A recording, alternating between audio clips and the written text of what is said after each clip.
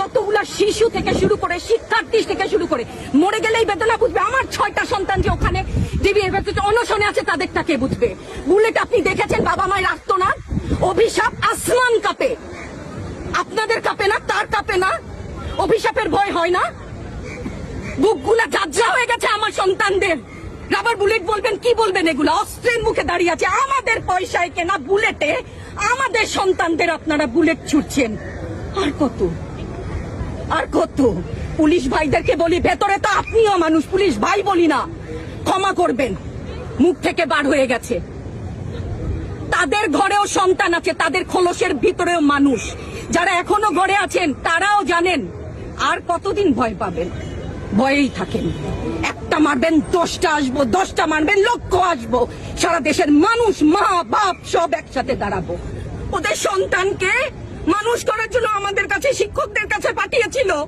কি জবাব দিব? আমার তো কোনো মুখ নাই, আমি শিক্ষক, আমার ভাষা নাই। তাদের কাছে হাত জোর করে মাপ চাই, নিরাপত্তা দিতে পারি নাই, নিরাপত্তা দিতে পারি নাই। মনে হয় রাস্তায় শহীদ হয়ে গেলে যদি এই লজ্জা আমার কিছুটা কাটে। ওদেরকে বলবার আমার কিছু নাই।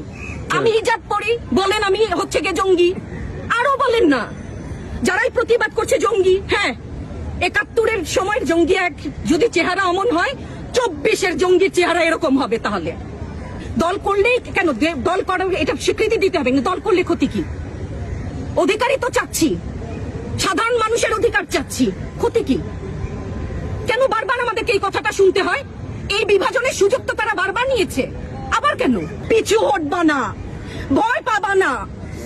তোমাদের শিক্ষক আমরা লজ্জা পাই, তোমাদের থেকে শিখেছি।